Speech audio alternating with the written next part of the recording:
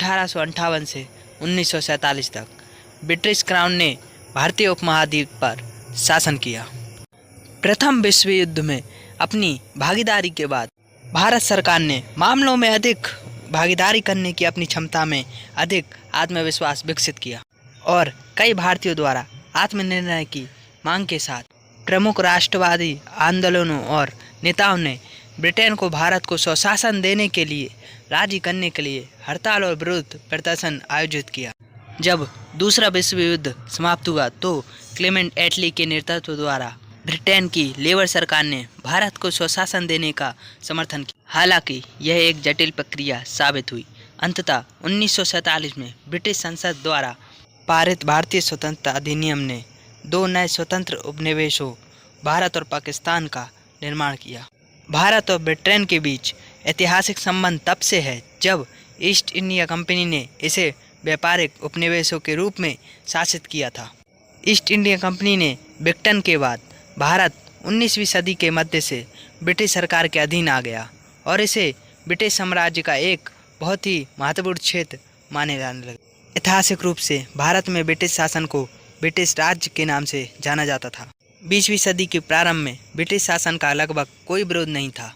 British राज वर्तमान भारत, पाकिस्तान और बांग्लादेश के लगभग सभी क्षेत्रों तक फैल गया तथा इन क्षेत्रों के प्रशासन और सशस्त्र बलों का प्रभार अपने हाथों में ले लिया। 1858 से भारत का ब्रिटिश शासक एक वायसराय था जिसे ब्रिटिश संसद द्वारा नियुक्त किया जाता था, जो ब्रिटिश साम्राज्य के प्रतिनिधि के रूप में कार्य करता था।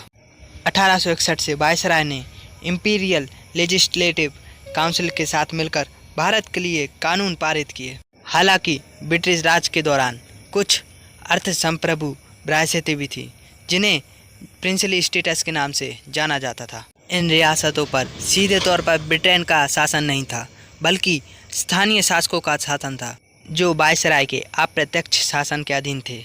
ब्रिटिश राज के दौरान 175 से अधिक रियासतें थीं और उनमें से 4 सबसे बड़ी रियासतें हैदराबाद, मैसूर, जम्मू और कश्मीर तथा बड़ौदा थी। भारत में ब्रिटिश शासन का सबसे उल्लेखनीय प्रभाव नए मध्यम वर्ग का उदय था, जिससे भारतीय जनसंख्या एक छोटा हिस्सा नया भूस्वामी अभिजात वर्ग बन गया, जिसने ब्रिटिश शिक्षा और धन अर्जित किया।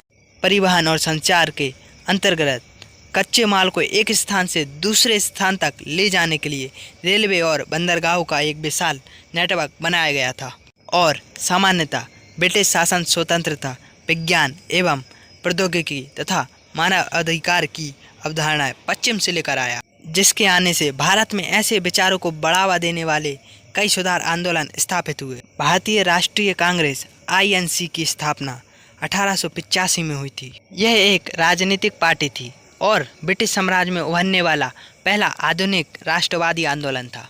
इसमें मध्य वर्ग के शिक्षित भारतीय लोग शामिल थे जो उदारवादी विचार रखते थे और ब्रिटेन के साथ बातचीत चाहते थे। हालांकि इसकी स्थापना के समय स्वतंत्रता का कोई विषय नहीं था। उसके बाद 1906 में अखिल भारतीय मुस्लिम लीग, जिसे मुस्लिम लीग के नाम से भी जाना जाता था, की स्थापना हुई, जो कि हिंदू प्रभुत्व से भयभीत मुस्लिम लोगों के बीच लोकप्रिय था। और इसकी स्थापना के बाद उन्होंने अपने अधिकारों, हितों और समुदाय की रक्षा करने की मांग की और एक अलग मुस्लिम देश पाकिस्तान की स्थापना की पुरजोर वकालत की। सो गाइस, अगर आपको यह वीडियो पसंद आई हो तो इस वीडियो को लाइक और चैनल को सब्सक्राइब करके जरूर जाइएगा।